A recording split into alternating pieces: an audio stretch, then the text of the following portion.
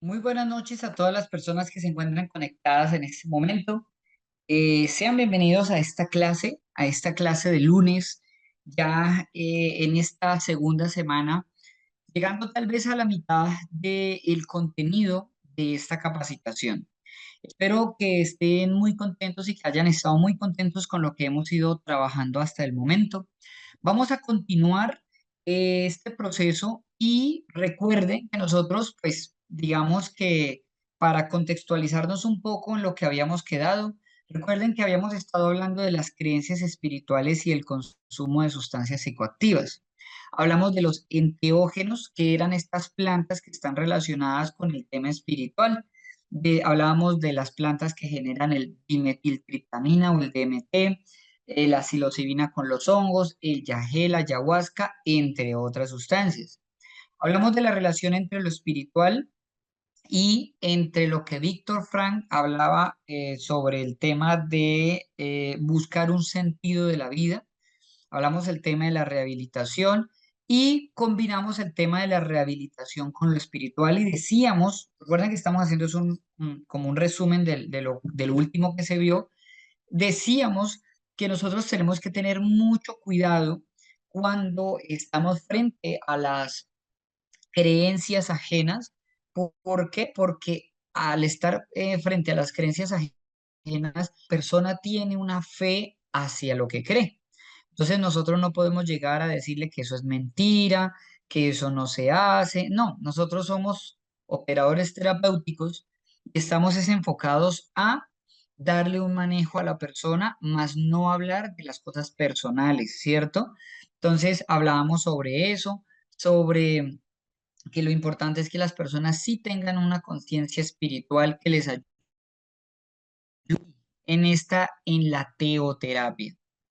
Antes de continuar, vamos a revisar primero un video que era el que no habíamos podido ver.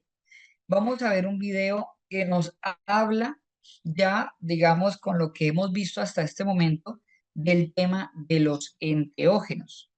Entonces, vamos a mirar solo una parte del video dado a que el video es bastante largo, pero vamos a ir viéndolo por partes. Entonces vamos a ver una parte, ahorita lo pausamos, luego seguimos el tema, vemos otra parte y así hasta que lo podamos ver. Igual creo que se puede alcanzar a ver en dos partes aproximadamente, eh, o dos o tres partes. ¿Listo? Entonces vamos a estar muy atentos.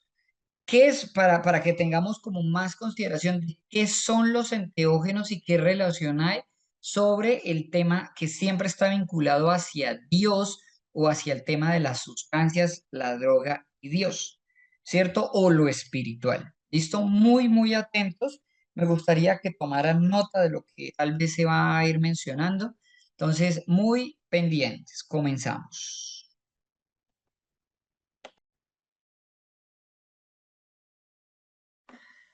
Bien, bueno, vamos a dejarlo primero hasta ahí para ahorita más adelante seguir viendo, pero al menos en esta primera parte, ¿qué podemos extraer? En esta primera parte, ellos intentan hacer una explicación sobre el tema del consumo de las sustancias para abrir la mente, ¿sí? Para, digamos, para tener fines espirituales, fines de trascendencia, incluso iniciática, que están como fortalecidos a un camino espiritual o que están relacionados a un camino espiritual. Entonces, por eso nosotros veíamos ahí que hay, o que en esa primera parte se explica cómo hay personas que dicen, listo, voy a tomar estas sustancias y ya, y la voy a pasar bueno, y lo voy a usar para sentirme bien, y lo voy a hacer de tal o cual forma, ¿cierto? Pero hay todo un proceso como de intrascendencia, simplemente se vuelve parte de su vida como algo placentero. Sin embargo, cuando vemos la otra parte de las sustancias psicoactivas, y no estoy hablando de las sustancias como ella decía, sustancias como el alcohol, sustancias como la cocaína, como de ese tipo de sustancias no, sino de las sustancias que digamos que por generalidad se sabía que tenían una trascendencia o que tienen una trascendencia ancestral, ¿sí? ¿De dónde viene todo el tema del consumo de las sustancias? De ahí, de los ritos que se hacían de tipo ancestral, que eran chamánicos, para que las personas se conectaran con sus dioses, para que expandieran la mente o llegaran a niveles de conciencia superiores, recibieran eh, un proceso intuitivo de, ¿cómo decirlo? Como de formalización espiritual y ya, tuvieran ese mensaje que pudieran llevar de aquí en adelante. El problema es que con el tiempo las personas empezaron fue a utilizar esto, ya se sale como de esos usos ritualísticos que se tenían o que se tienen en ciertas sociedades y se empiezan a desarrollar aquí en estos procesos por lo menos ya más mundanos, por así decirlo.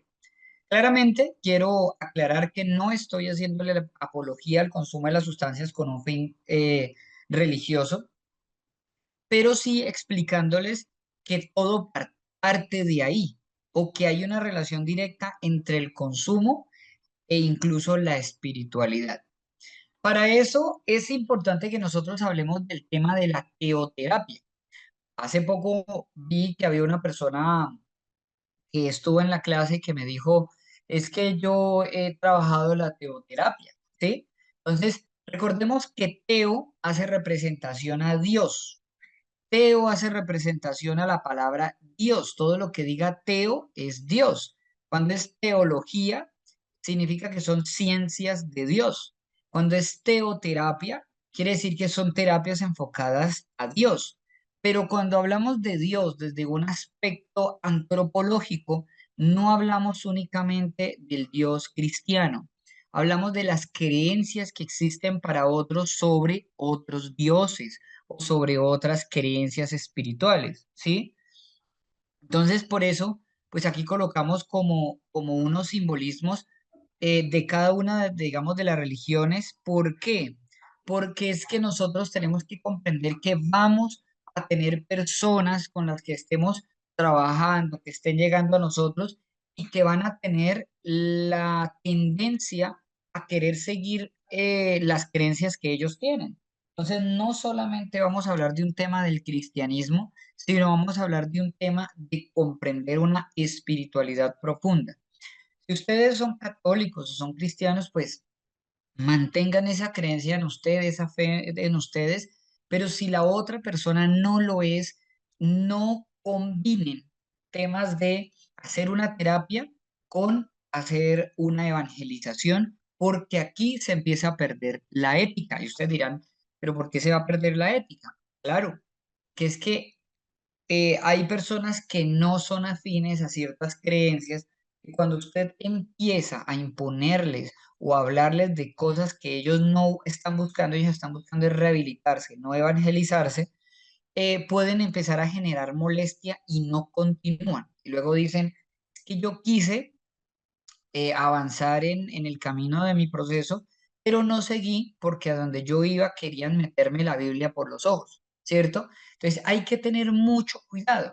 Por eso, por lo menos se habla de creencias como el cristianismo, como el islam, el budismo, el hinduismo, el taoísmo, hablamos del judaísmo, el shintoísmo, el sinquismo, el satanismo, el ateísmo y toda la cantidad de religiones que pueden existir, porque no son solamente estas 10 que aparecen acá, son cantidades y cantidades. En el mundo se ha determinado que hay más o menos 3.000 religiones. Bueno, se dice que dentro de la literatura se evidencia el uso de modalidades teoterapéuticas o enfocadas al fortalecimiento de valores o de la trascendencia o el sentido de la vida.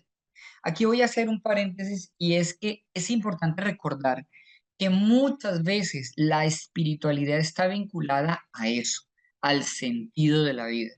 Y nosotros tenemos que eh, ser también muy claros al momento de ver que hay personas que, por ejemplo, caen en el consumo porque buscan un sentido para su vida, pero otros también muchas veces lo hacen es por simple curiosidad. Y a lo largo del camino van dándose cuenta que la droga para ellos se vuelve un camino o un sentido. Por eso, a medida que se van generando las cosas, es importante que nosotros nos podamos enfocar en un sentido de vida con nuestros eh, residentes, con nuestros usuarios, con nuestros pacientes. Dice, como una visión, dice, sentido de vida como una visión espiritual que refuerza el modelo integral de rehabilitación, posibilitando una adherencia al tratamiento prolongada y una abstención robustecida por este sistema de creencias. Bien, ¿qué significa? Esto quiere decir que de cierta forma la espiritualidad o las terapias o las técnicas teoterapéuticas buscan centrar ese sentido de vida en la rehabilitación y eso fortalece que el tratamiento sea mucho más serio, que el tratamiento tenga mucha más fuerza.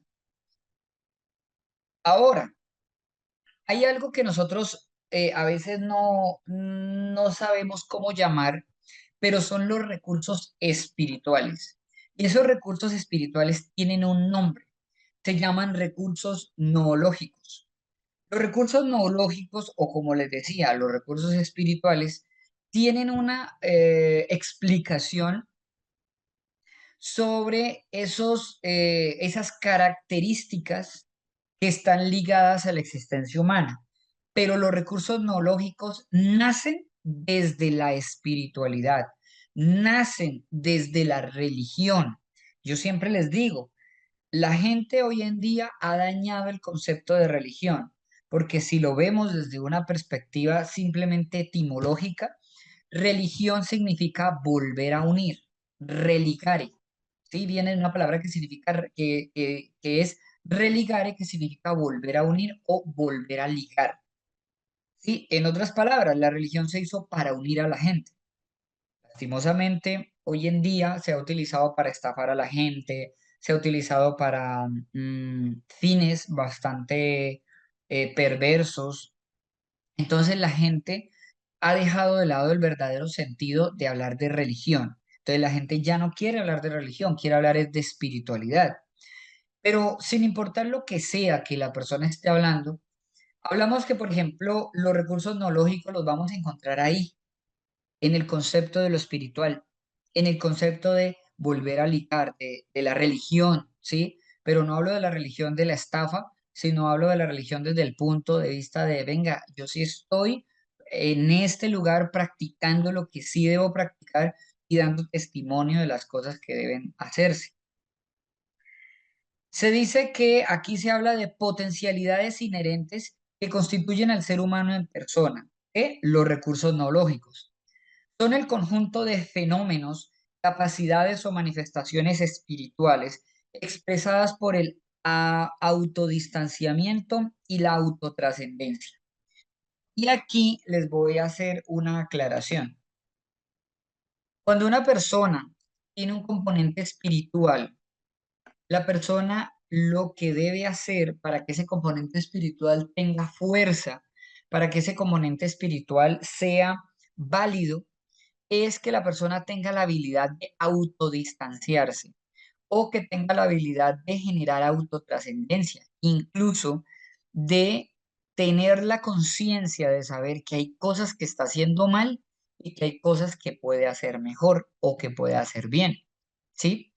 Cuando una persona dice que está en un camino espiritual, la persona tiene que cumplir unos atributos especiales.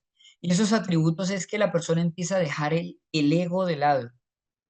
La persona empieza a dejar el ego de lado. Y dentro del ego de lado podemos tener como referencia, por ejemplo, el deseo de querer consumir una sustancia, pero la intención y la disciplina de abstenerse y decir no. Mejor no, porque soy otra persona. Mejor no, porque va en contra de mis creencias. Mejor no, porque estoy dañando mi cuerpo. Mejor no, porque no está bien visto en la sociedad. Mejor no, ¿por qué? Porque yo voy a perder lo que tengo, porque eso me hace ir hacia abajo y me devuelve en el camino que yo esté recorriendo. Entonces, los recursos neológicos son los que se intentan por lo menos fortalecer dentro de un ambiente teoterapéutico. Si ustedes como personas se sientan con unos muchachos a hablarle desde un ambiente teoterapéutico, ¿sí? Y se sientan y ustedes están reforzándoles a ellos, por ejemplo, la autoestima, están reforzándoles que sí pueden, están reforzándoles que tienen un camino hacia adelante y que lo pueden construir y que se pueden aferrar a su fe, pero que tienen que construir ese camino. Eso es de lo que se trata al hacer la terapia vinculada a lo espiritual, ¿cierto? Pero si usted se sienta y lo que hace es juzgarlo y decirle, eso es pecado, usted verá al infierno, usted es una persona que mientras no deje los malos pensamientos, usted no se va a transformar. Entonces lo que se genera en la persona es culpa porque ustedes lo intentan evangelizar. Ustedes no lo tienen que evangelizar, tienen que ir a la par tal vez con sus creencias, pero enfocadas a que sea una mejor persona, enfocada a que tome en práctica lo que está, que tenga, pero que la oriente a cumplirla. Ahora, dice aquí, son características antropológicas ineludibles, aunque sí restringibles.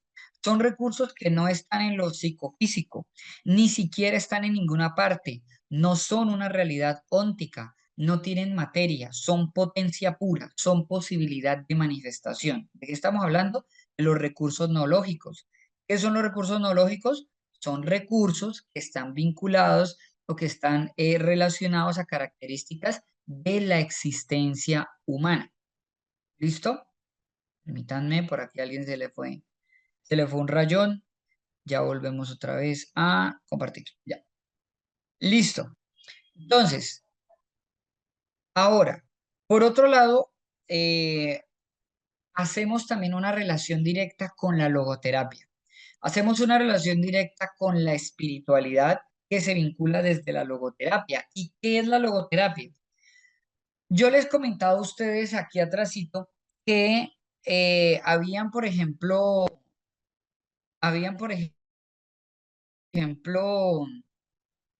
por acá, que hubo en la Segunda Guerra Mundial un médico y un psicólogo que se llamó Víctor Frank, que estuvo en los campos de concentración nazi y que él sobrevivió a ese holocausto. En este caso, él creó una terapia que se llama la logoterapia, que se enfoca en el sentido de la vida. ¿Sí? Él pudo hablar desde eso, desde su experiencia como judío en un campo de concentración. ¿Por qué? Porque todos los días tenía que buscar el sentido de su vida para no morirse, para tener fe o para tener ánimo en la situación que estaba viviendo. En 1978, Víctor Frank hipotetizó que la adicción podría ser el resultado directo de la falta de sentido de vida. ¿Por qué? Porque si nosotros somos conscientes, es probable que nosotros en muchas ocasiones veamos el sentido de la vida en el placer.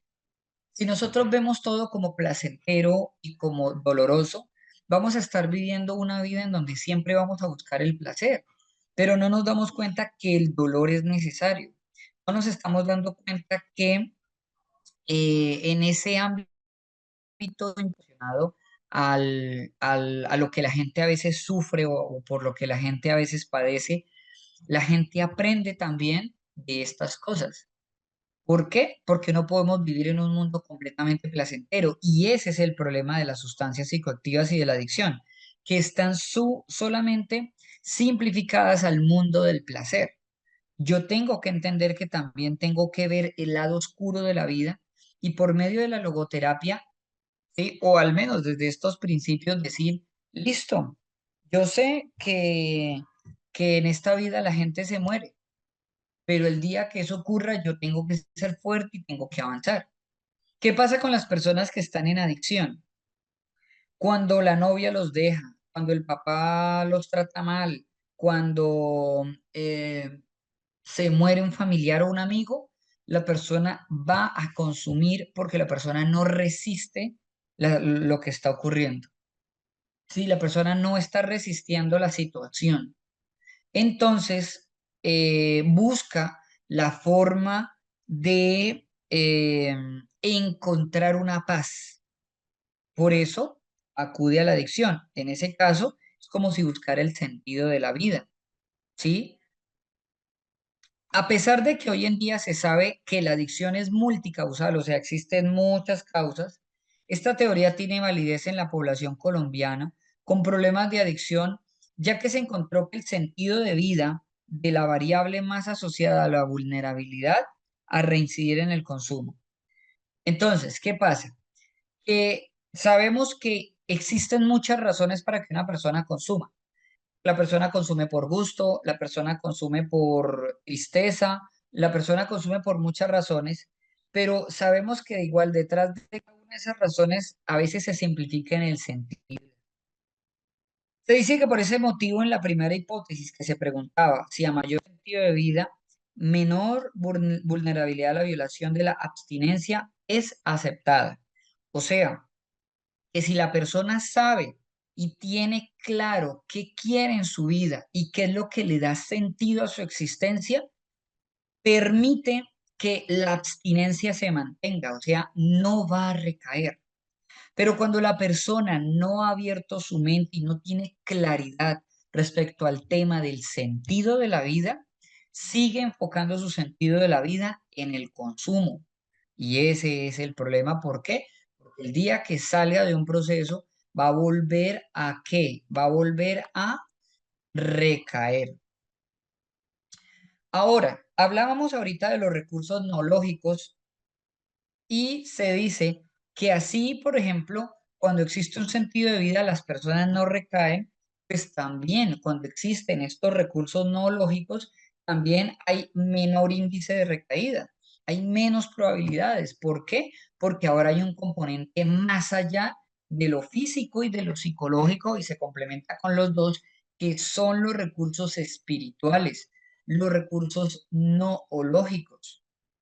Se dice que la segunda hipótesis era que a mayor cantidad de recursos no lógicos, ya sabemos cuáles son, ahorita los vamos a ver como puntualmente, pero ya sabemos que son los recursos espirituales, menor vulnerabilidad a la violación de abstinencia. O sea, que así como ocurre en el tema del sentido de la vida, pasa lo mismo con los recursos no lógicos. A mayor cantidad de recursos tenga la persona, recursos espirituales que están vinculados a su ética y a su moral, entre más existan, menos probabilidades hay que la persona recaiga o incluso que llegue a consumir ciertas sustancias. ¿Por qué? Porque la persona lo tiene completamente claro y dice, yo no voy a consumir. ¿Por qué? Porque el cuerpo es templo de Dios, o porque el cuerpo es mi propio templo, pero yo lo tengo que respetar, o porque el cuerpo es trascendente en el universo y yo lo estoy administrando y el día que me muera tengo que dar cuentas de eso. Bueno, son ideas que la persona puede tener, pero son ideas que ayudan a que la persona que no altere su cuerpo, no afecte su vida.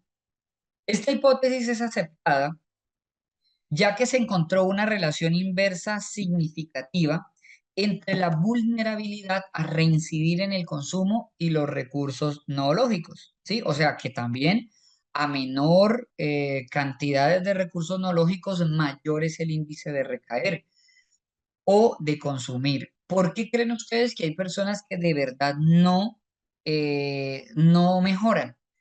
Porque ellos no tienen recursos no lógicos, porque fueron carentes de incluso de recibir esa moralidad o esa ética en casa. Entonces muchas personas recaen, muchas personas vuelven a lo mismo, muchas personas se enfocan en seguir esa vida placentera que tienen por medio pues, de lo que nosotros hemos estado hablando. Dice que esta relación también puede ser explicada dado que los grupos de narcóticos y alcohólicos anónimos fomentan el sentido de vida y los recursos no lógicos por medio del aumento de la coherencia personal al encontrar metas que le brinden sentido, comenzando por el poder estar sobrios un día a la vez o una causa que vaya más allá del consumo de drogas. Entonces, por eso aquí pues hace la relación de que el tema por lo menos de narcóticos y alcohólicos anónimos pues se vinculan mucho también a temas cristianos o cristocéntricos que ayudan a enfocar estos recursos noológicos. Listo. ¿Cuáles son los recursos noológicos? Vamos a hablar de 6. Los recursos noológicos tienen también su contraparte. En otras palabras, por ejemplo, vamos a encontrar, por ejemplo, la fortaleza, el apego de sí, perdón, la fortaleza, la distancia, el dominio, la trascendencia, la diferencia y la autoproyección. Pero ustedes se dan cuenta que cada uno tiene una contraparte, o sea, que si hay fortaleza, también hay debilidad, que si hay distancia, también hay apego de sí mismo, que si hay dominio, hay también sometimiento de uno mismo, que si hay inmanencia, hay trascendencia, que si hay indiferencia, perdón, hay diferencia, hay indiferencia. Y la autoproyección, digamos que es el recurso analógico que se enfoca o que no tiene una contraparte, porque este busca llegar como al final de una etapa o como nos habla aquí, es la perspectiva personal de esperanza. Entonces, por ejemplo, ¿cómo relacionamos nosotros estos recursos neológicos a una persona que está en condición de consumo? Simplemente, por ejemplo, aquí la persona tiene la fortaleza de decir, no voy a consumir, voy a enfocarme en otra cosa, o llega a perder esa fortaleza y a recaer bajo sus propias, ¿qué? Bajo sus propias eh, pasiones, ¿sí? Porque no es un tema, por ejemplo, de tener una fuerza física, no es eso. Es simplemente saber hasta qué punto puede darse gusto y hasta qué punto no. Cuando se habla del distanciamiento o el apego de sí, que yo tenga la capacidad de negarme a mí mismo y decir, ahorita no, no lo voy a hacer. Esta droga me gusta, pero no la voy a consumir. Pero cuando hablamos del apego de sí, entonces ya es, no, pues es que yo me lo merezco, es que yo para eso trabajo, es que yo necesito tener algo que me motive siempre, ¿sí? Siempre estamos buscando el placer. No está mal, pero a veces también sabemos que el placer no puede estar siempre para nosotros. Por eso es que hay muchas personas que han sido malcriadas, porque siempre tuvieron el placer a su disposición. Entonces, eso es algo muy importante. Hablamos del dominio de uno mismo, que yo diga, no voy a ceder ante mí mismo a las peticiones que yo deseo, que yo quiero, que yo tengo, que son ir a consumir, ir a pasarla bueno, sí, cuando digo pasarla bueno, no estoy restringiendo las cosas buenas que se pueden hacer, pero sí estoy hablando de que sabemos que la persona en consumo sabe y dice, yo hoy voy a salir a tomar, me voy a pegar unos pases, ¿sí? ¿Qué es eso? Unos pases de perico. Pues la persona debería decir, no, hoy no voy a tomar, más bien hoy me voy a quedar en la casa, hoy voy a quedar con mi familia, vamos a hacer una película, voy a traer, vamos a comer aquí algo y lo que voy a gastar allá lo voy a gastar con mi familia, ¿sí? Es ese dominio de no dejarse sobrellevar o someterse a sus propias pasiones. La inmanencia y trascendencia. Sabemos por lo menos que aquí es, digamos, esa habilidad que tenemos de dejarnos también como influir, de ser sensibles hacia lo que el mundo nos ofrece. Entonces, puede ser algo trascendente para nosotros, ¿sí? Que tenga un significado especial o que no lo tenga. Que nosotros podamos decir, yo suelto esta sustancia porque no quiero que tenga un significado. Pero las personas generan significados, o sea, le dan importancia al consumo porque lo hacían con los amigos, porque lo hacían con la familia, porque eso también pasa porque lo hacían con tal persona que se murió, porque lo hacían con el grupo de la barra para ir a jugar fútbol, ¿cierto? Pero también hay que tener esa habilidad de a veces no darle tanta importancia, esa inmanencia que tenemos que tener hacia cosas que ya no nos suman.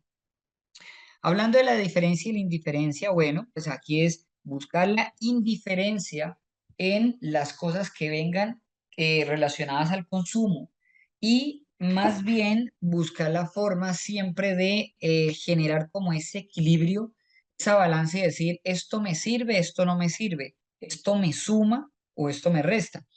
Y la autoproyección finalmente es la esperanza que tengo para mejorar. Estos son los recursos neológicos y estos recursos neológicos son espirituales.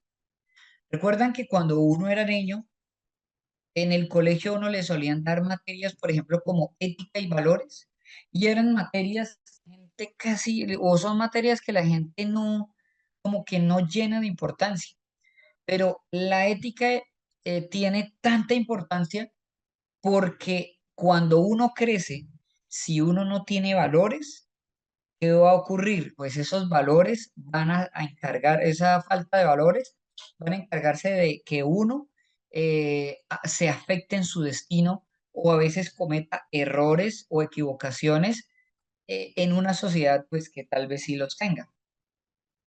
Ahora, cuando hablamos de factores neológicos de la recaída, ¿de qué vamos a hablar?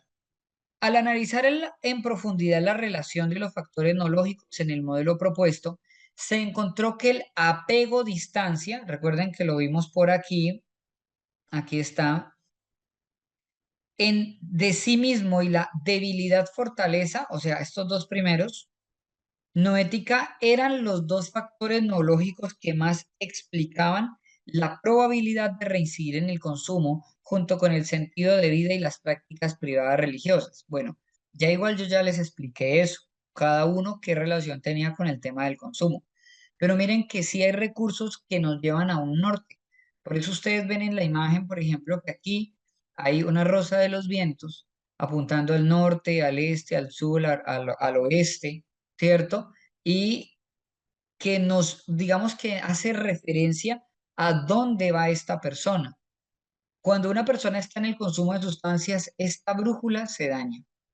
Esa brújula no tiene sentido y la persona va para donde quiera. La persona no le interesa, pero tenemos que tener un norte siempre hacia dónde nos vamos a enfocar. Bueno, debilidad y fortaleza no ética, entonces hacen referencia a la intención de recuperación de los pacientes y la responsabilidad que tienen de su proceso. Recuerden, las personas, los pacientes, son los propios responsables de su proceso. No es el psicólogo, no es el doctor, no es la familia, no es la fundación, no, es la persona comprendiendo que son los únicos que pueden hacer algo para seguir sin consumir. Sí, o sea, en otras palabras, la única razón por la cual una persona va a seguir consumiendo es porque ella misma o él mismo lo desea, ¿sí? O porque simplemente no tienen una orientación y un norte y eso, que la droga sigue llamándoles la atención.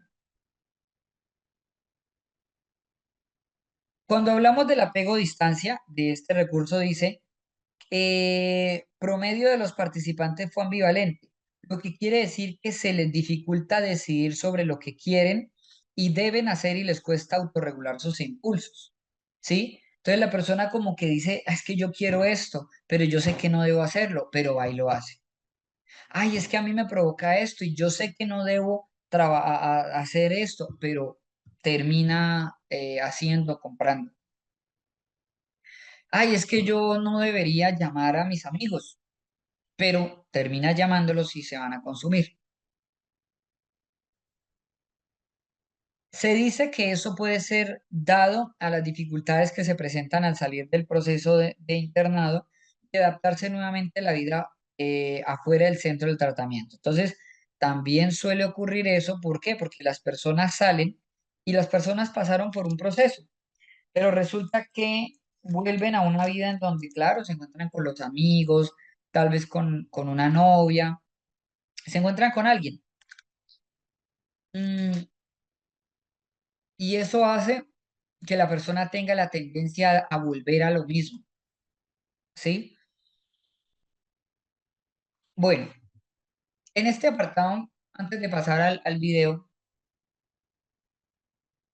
vamos a ver cuál es la semejanza entonces entre lo espiritual y el consumo. Recuerden que nosotros relacionábamos, pues, que por lo menos lo espiritual tiene un enfoque de sentido de vida y el consumo de la sustancia, aunque no sea mm, que esté buscando un sentido de vida, con el tiempo la persona lo siente así, porque la droga se vuelve parte de su día a día. Entonces, vamos, digamos, para cerrar esta parte del tema de lo espiritual, vamos a hacer una conclusión relacionada a lo espiritual y al tema del consumo. Entonces, el consumo de plantas psicodélicas pretendía un sentido de vida y un contacto con los dioses, lo que hablamos al principio, ¿cierto? Pues la práctica religiosa pretende un sentido de vida y un contacto con un ser superior o con los dioses. Miren que tienen esa semejanza. Otra, la sustancia mantiene una sensación de conciencia y alteración placentera y alivio. La práctica espiritual mantiene una sensación de conciencia y alteración placentera y alivio. ¿Qué significa? Pues que sabemos que las personas en un ámbito espiritual también, digamos, cuando oran, cuando se sienten, no sé, relacionados a, digamos, a un grupo de personas que están orando, que todos se sienten tal vez identificados entre sí y que están pidiendo o haciendo peticiones. Las personas en esos procesos también entran en situaciones de trance, pero eso los hace sentir bien. Entonces, lo mismo pasa con la sustancia. Está esa similitud. La sustancia cambia la vida de la persona y transforma su mundo, ya lo sabemos, pero la práctica espiritual cambia la vida de la persona y transforma su mundo después de encontrar su verdad. En otras palabras, ¿cuál es la conclusión de esta parte relacionada a los enteógenos y a la espiritualidad? Que las sustancias psicoactivas y la religión tienen un perfil similar, pero realmente podríamos buscar la forma de llevar a los jóvenes o a los chicos o a los muchachos o a las personas que están en este problema a que se enfoquen más hacia el tema de lo espiritual y menos hacia la parte de las sustancias. Al menos esto va a generar los recursos no lógicos que estamos hablando. Vamos a continuar viendo esta parte del video unos minuticos más. Tal vez no lo vayamos a ver todo, pero vamos a continuar viendo las ideas que ellos tienen para expresar. Bueno, muy bien. Vamos a dejarlo hasta ahí. Ya pues para continuar igual el tema. Igual, como ustedes se dan cuenta, pues es que es un video bastante largo. Si lo colocamos ahí, pues se nos va a ir todo toda la clase en ello. Pero pues sabemos también que está a mano ahí en la plataforma para que ustedes pues puedan acceder a este contenido. Bueno, hay algo interesante, por ejemplo, lo que ellos mencionan sobre este tema de las sustancias y es bastante para debatir. ¿En qué aspecto? En el aspecto de lo que por lo menos decía el señor, y él por lo menos decía que por un lado él veía que era bueno, ¿cierto? Era bueno en esa forma en la que podía ver cómo se buscaba como la trascendencia o cómo habían personas que no utilizaban las sustancias para algo malo, ¿sí? No lo utilizaban para hacerse daño, pero sí para poder como avanzar, para poder avanzar tal vez en ese plano espiritual. Pero veíamos la contraparte como ella también le decía, no, mira, pues yo del todo no creo que sea bueno porque es que tal vez mucha gente puede ingresar y también luego cómo se sale, ¿sí? O sea, después de que pase más hacia allá, cómo su mente va a aceptar realidades que no conocía. Entonces, esto es algo de debate, pero también algo que sí es claro es que realmente esto, o sea, el tema de las sustancias ha existido desde siempre, pero no era algo que se usara de forma recreativa, era algo que se hacía en ciertos rituales, pero hoy en día pues las personas lo han hecho así y eso es lo que ha alterado, lo que ha afectado como ese tema relacionado a las sustancias y relacionado a lo espiritual.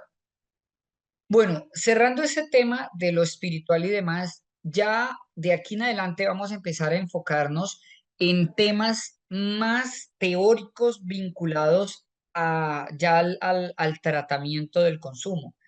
O sea, durante esta semana nosotros vamos a estar hablando sobre toda la teoría que hay detrás para empezar a abordar el tema del consumo de la sustancia. ¿Cómo ustedes, como operadores terapéuticos, van a tener las herramientas teóricas y las técnicas científicas para empezar a abordar a una persona? Para ello, lo primero que quiero que tengamos en cuenta es que vamos a trabajar el modelo transteórico del cambio. ¿Qué es este modelo? El modelo transteórico del cambio es digamos, un método, por así decirlo, o un modelo, bueno, valga la redundancia, que permite que la persona comprenda que para que el cambio se dé, necesita pasar por unas fases. Para que el cambio transcurra, necesita generar un proceso para que llegue. El día que ustedes se encuentren con una persona y esa persona les diga, no, pues es que la verdad yo estoy decidido a cambiar y yo a partir de hoy, yo ya cambié. Y uno le dice, pero es que solamente llevas una semana, o solo llevas un día, solo llevas un mes haciendo un proceso.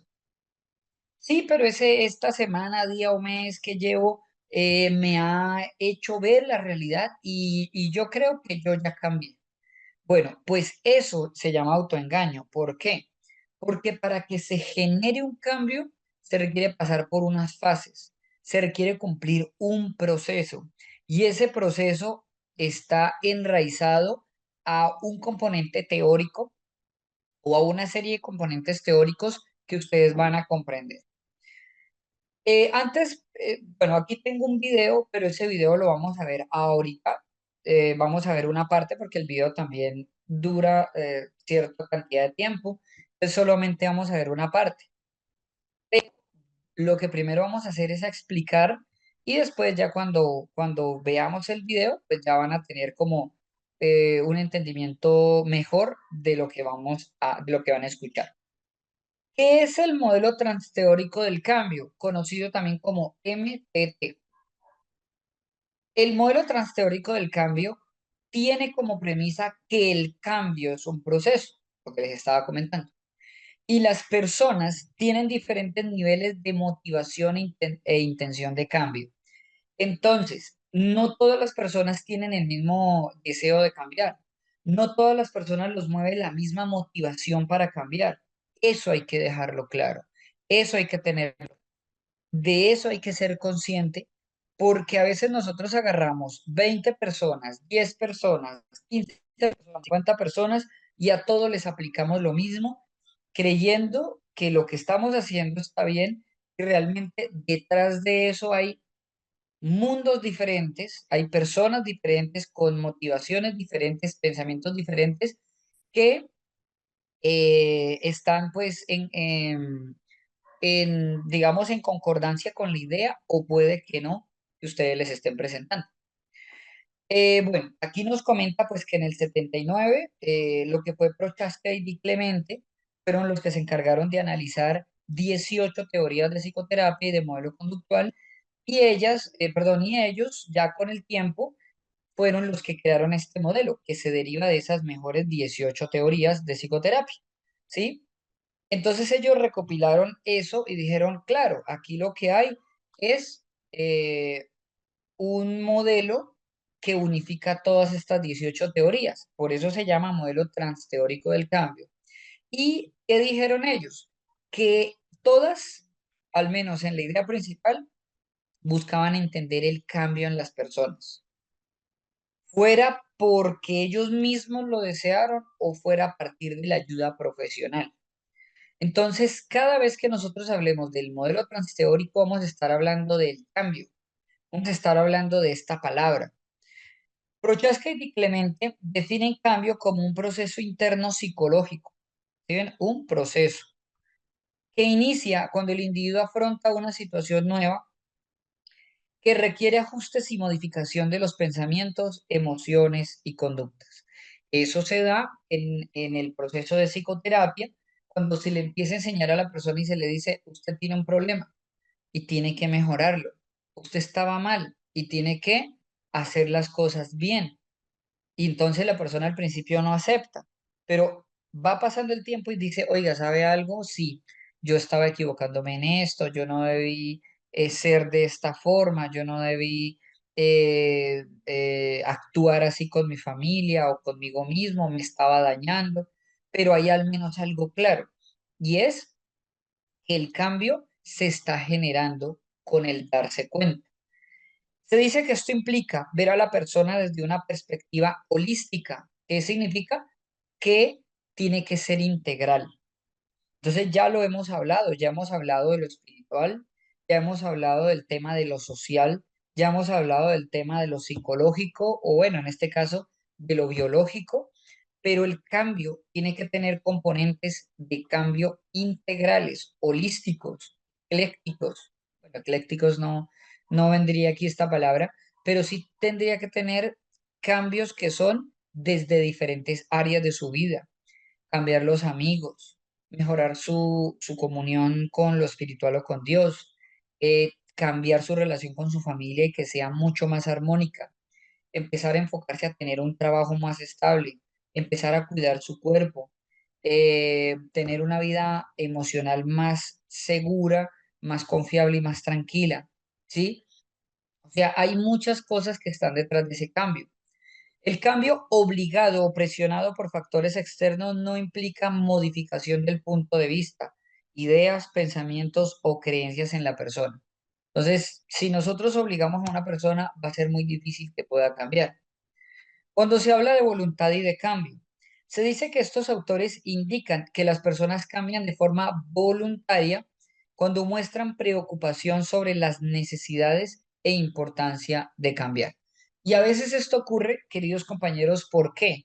Porque nosotros vemos en la gente, por ejemplo, que muchos tienen hijos y ellos desean darle un ejemplo a sus hijos, o ellos desean darle una mejor vida a sus hijos, o muchas personas tienen esposo o esposa y quieren hacerlo para recuperar su hogar, o tal vez muchos tienen sueños, quieren viajar a otro país, o tienen el deseo de estudiar una carrera, o de montar un negocio, entonces empiezan a buscar algo que genere mayor importancia que lo que puede ser la importancia hacia las sustancias psicoactivas. Y ahí nace esa voluntad, ¿sí? Porque es esa preocupación sobre cambiar, porque existen necesidades de cambio y son vinculadas a la motivación. Las personas están convencidas de que el cambio les traerá beneficios, organizan un plan de acción y asumen el compromiso de ponerlo en práctica. Pero aquí nosotros luchamos contra algo y es que las personas que están en una condición de consumo siempre consideran que el consumo es mucho mejor que el resto de su vida. Mientras sea así, ellos van a seguir poniendo ante, ante su propia mirada y ante los demás el consumo como, como primera forma de sentirse bien, ¿sí? Como primera necesidad hasta que no aparezca algo que motive a la persona, difícilmente va a cambiar. Y ahorita hacíamos una lista, los hijos, el negocio, los sueños, pero tristemente muchas personas que están en el consumo dejan de lado eso. Pero hay otras personas que han logrado anteponerse, generan esa voluntad y eso hace que las personas se enfoquen en eso que desean y le den mayor importancia y para ellos prevalezca más que el estar consumiendo. Tristemente, para la gran mayoría, siempre la necesidad va a estar es en el consumo, más no en los sueños. Por eso es que la droga destruye tanto la vida de las personas porque destruye los sueños. Cuando se habla del reto de cambio, aquí se habla que los seres humanos constantemente afrontan el reto del cambio. En ocasiones lo promueven y lo asumen con todas sus consecuencias y en otras la resistencia surge como mecanismo para no afrontarlo. ¿Por qué? Porque el cambio es constante en toda la vida. Hoy ustedes están acá, pero en un año ustedes van a estar en otro país, ustedes van a estar en otra relación o en la misma, ustedes van a estar viviendo en otra casa, van a estar dando una clase o recibiéndola, no lo sabemos, pero el ser humano constantemente está sometido a cambios y los cambios en la vida llegan, solo que a algunos les gusta recibirlos y otros tienen resistencia hacia eso. La persona que consume genera resistencia al cambio, porque la persona que consume se queda estancado en donde estaba. Es más, empieza a echar para atrás. Si cambia, cambia es hacia atrás, cambia es en decadencia. Las personas con trastornos por consumo de sustancias constantemente son presionadas a cambiar y cesar el consumo de sustancias de forma definitiva. Desde esta perspectiva, el cambio era impuesto por las personas de ayuda y no se consideraba la opinión de la persona ni el derecho a tomar decisiones sobre su vida. Aquí está complejo porque también sabemos que la persona no lo va a hacer. O sea, les voy a comentar dos realidades. Una, la persona, la familia como que lo presiona para que cambie y con el tiempo, pero se demora mucho tiempo, cambia. Pero ¿qué pasa? Su integridad tal vez está preservada, ¿sí? La única diferencia fue que fue presionado. O dos, que no quiera cambiar y que la familia lo deje para ver si algún día desea cambiar. Y el día que algo malo pase, el día que casi lo maten, el día que él casi mate a otra persona, el día que pierda algo valioso para él, le va a doler tanto que va a querer cambiar. Entonces, son dos caminos difíciles porque en uno se genera resistencia y la persona se siente, digamos, acosado por la familia, pero al menos está íntegro y está bien. Y en el otro, la persona quiere cambiar, pero el problema es que lo quiere hacer después de que casi lo matan, desde que quedó inválido, que perdió la vista, que perdió su familia. O sea, tiene que pasar algo doloroso a veces para que la persona cambie. Ahora, ¿qué usos le podemos dar nosotros al modelo que nosotros estamos intentando trabajar? Entonces, recuerden que es el modelo transteórico del cambio. Dice que se basa en la evidencia y se recomienda para el manejo de los trastornos por consumo de sustancias. O sea, si ustedes dicen, bueno, ¿yo qué técnicas puedo utilizar o qué puedo hacer para trabajar el tema del consumo de sustancias? Bueno, pues este modelo transteórico sirve para eso, que se apoyen corrientes teóricas y que se apoya adicionalmente en técnicas.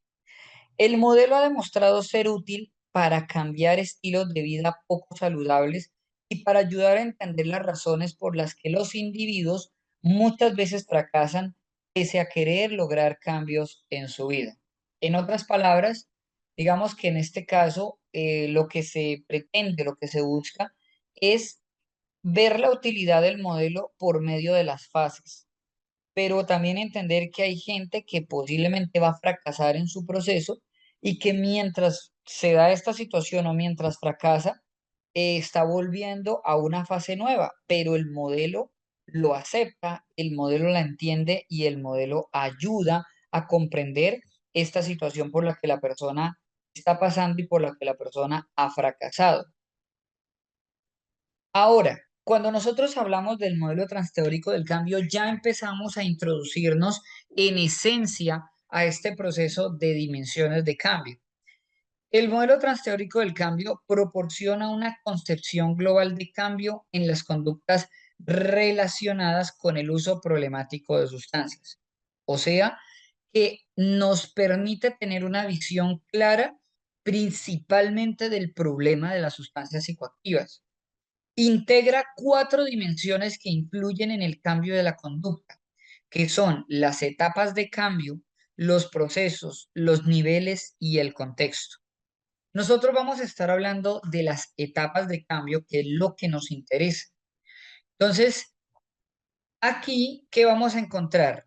Dice que de acuerdo con el modelo transteórico del cambio, las etapas de cambio no representan un proceso lineal, sino cíclico. ¿Eso qué quiere decir? Pues que las etapas vuelven a comenzar. Ya las vamos a ver. En el que la persona puede fluctuar entre las etapas por diversas razones o motivos. ¿Sí? O sea, que si la persona está en la etapa número 4 por alguna razón se bajó a la etapa número 1, pero tal vez se volvió a recuperar y volvió a pasar a la 2, luego a la 3, luego a la 4, llega a la 5 y vuelve otra vez a comenzar por alguna circunstancia. Pero lo bueno es que el modelo permite que la persona tenga momentos donde logra mejorar y momentos lastimosamente donde recae. ¿Por qué decimos que es beneficioso? Porque lastimosamente no existe un proceso lineal en donde la persona haga el proceso de cambio, avance y luego diga, ya me curé porque hice el proceso y nunca más vuelva a consumir. Pues eso no pasa. Por eso es cíclico. Dice, en la que la persona puede fluctuar. El cambio es un proceso individual y distinto para cada persona.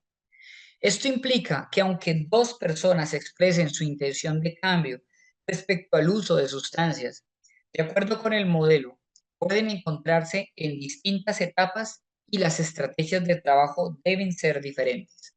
Hablamos, por ejemplo, de dos personas que llegan a un proceso, avanza el tiempo y las dos pueden tener 6 meses, pero resulta que en 6 meses la persona número uno ha podido avanzar desde la etapa número 1 hasta la etapa número 3. Pero en esos 6 meses, la persona número 2 ha estado entre la etapa 1 y 2 devolviéndose. Cada persona tiene un proceso diferente para trabajar. ¿Cómo nosotros podemos empezar a evaluar estas etapas de cambio? Y aquí me gustaría que ustedes allá en sus casas pudieran tomarse el tiempo de tomar una hoja o un cuaderno y un bolígrafo para que empezáramos a profundizar sobre estas etapas y para que tengamos a mano las preguntas que me pueden ayudar a entrevistar a la persona para conocer un poco más sobre las etapas en las que la persona se encuentra. Entonces, se dice que el reto del profesional de ayuda es determinar, luego de un avalúo, que es el que vamos a hacer aquí, la etapa de cambio en que se encuentra la persona con relación al uso de sustancias. Por ejemplo, pues yo ya llevo bastante tiempo trabajando estos temas. Digamos que para mí es mucho más fácil sentarme y entrevistar a una persona y decir, esta persona se encuentra en esta fase de cambio. A veces también se me dificulta, porque a veces las personas no son sinceros con uno, entonces uno sabe que le están diciendo mentiras y uno pues no sabe en qué etapa podría estar. O uno tentativamente lo puede más o menos saber o intuir. Se dice que el profesional de ayuda debe evitar prejuicios, impresiones rápidas o ser pobre escucha para identificar la etapa de cambio. Ustedes como operadores terapéuticos tienen que tener la habilidad de escuchar, de no generar ideas apresuradas sobre la otra persona y de enfocarse en tener claridad en lo que ustedes le van a decir a la otra persona. Porque recuerden, lo que ustedes le van a decir a la otra persona va a influir de manera significativa en que de aquí en adelante la persona lo crea. Y si ustedes le dicen, es que usted es una persona que veo que tiene depresión, ansiedad y por eso es que usted se excusa en las drogas, pero ya no le doy ni siquiera una solución o no genero mayor información para la persona, ¿qué va a pasar? Pues la persona va a decir, no es que como yo tengo depresión, pues yo necesito consumir. porque se queda con esas ideas, ¿cierto? Entonces, tenemos que tener mucho cuidado con lo que nosotros decimos, porque así como nosotros estamos para ayudar, también podemos alterar a una persona con lo que nosotros le digamos mal. ¿Por qué? Porque la persona confía en lo que nosotros le vamos a decir. Y mientras la persona confíe, nunca va a dudar, mientras nosotros le digamos algo, la persona lo va a creer.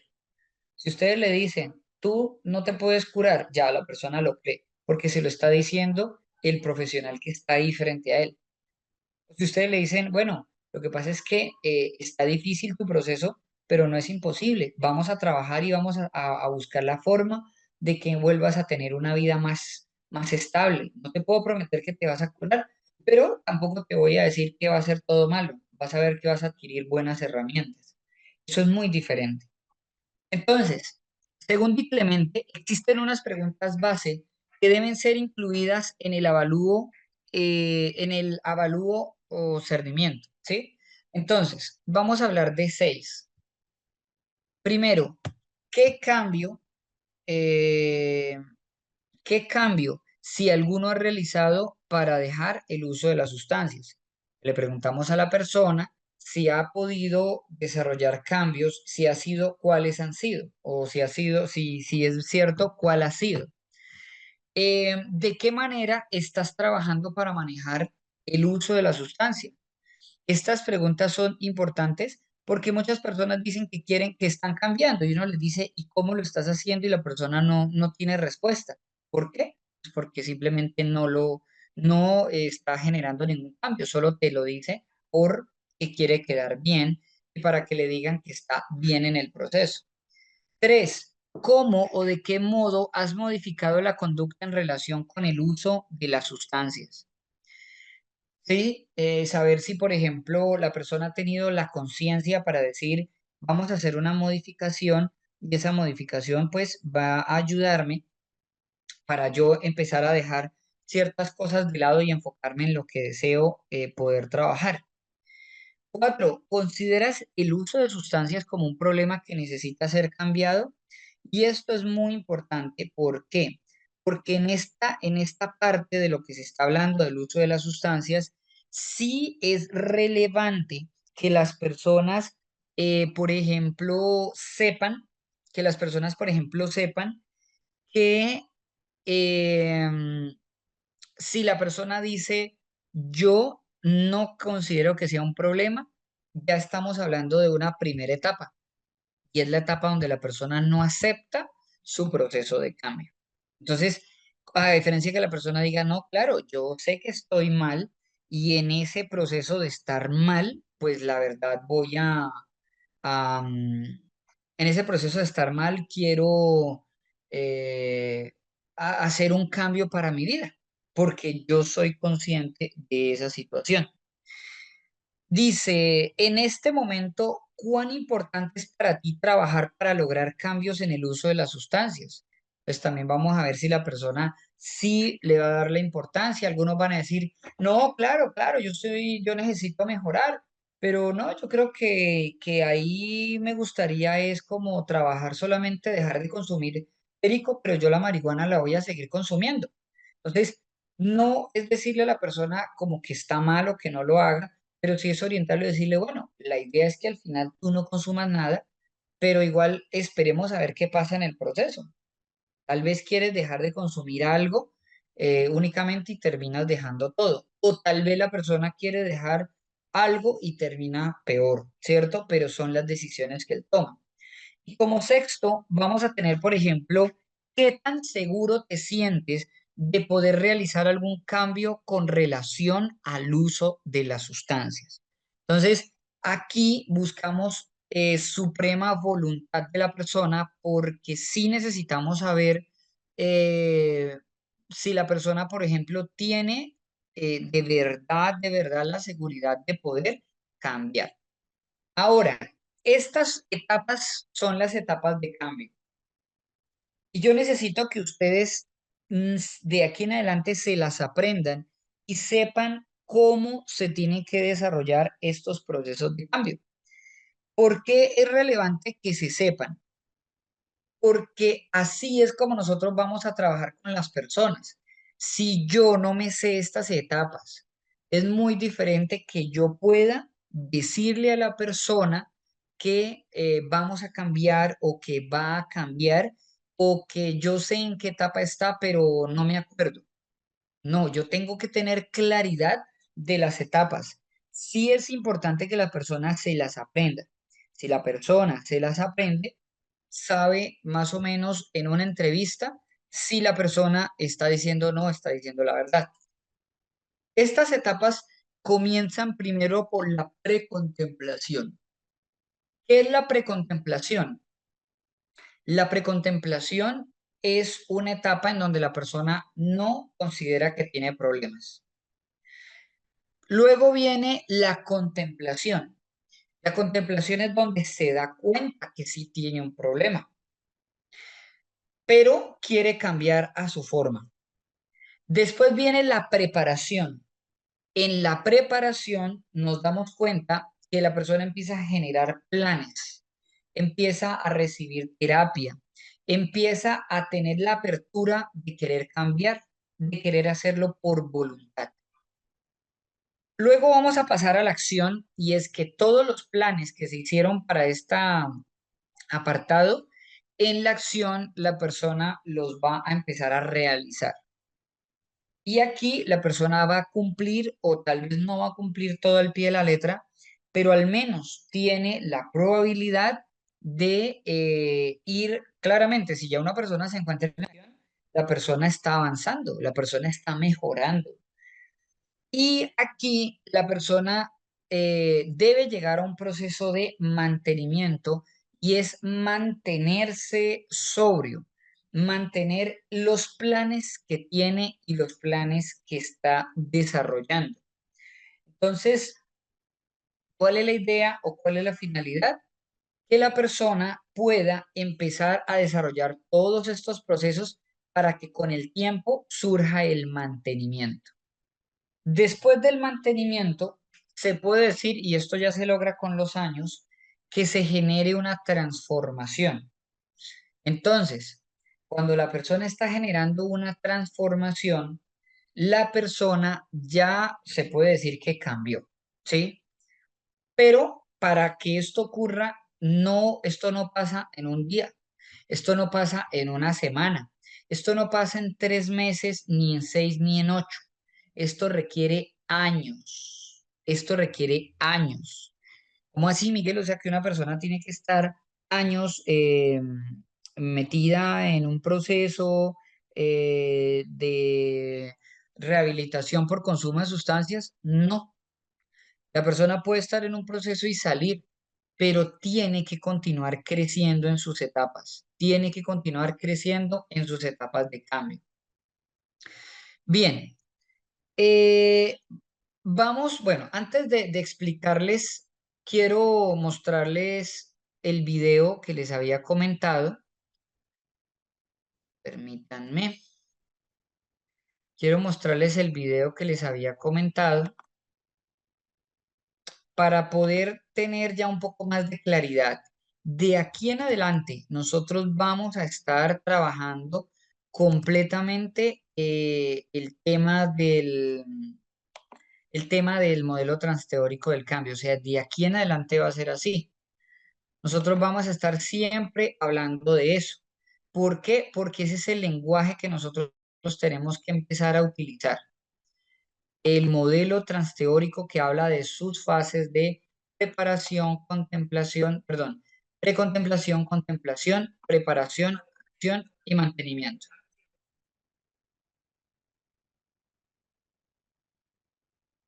Entonces, voy a mostrarles un video, que es el video del modelo transteórico del cambio. No lo vamos a ver todo, es probable que solamente veamos hasta una parte y mañana veamos el resto, pero la idea es poder ver hasta una parte y que de aquí en adelante ya haya claridad. ¿Por qué? Porque la semana que trabajamos nos enfocamos en drogas, sustancias, drogas, la parte social, que esto, ¿cierto? Pero ya a partir de esta semana vamos a enfocarnos a hablar de las técnicas y de la terapia que está enfocada al manejo del proceso de cambio. Las personas que estuvieron la primera semana, pues vieron netamente cómo era el proceso vinculado a comprender qué hay detrás de la persona en adicción.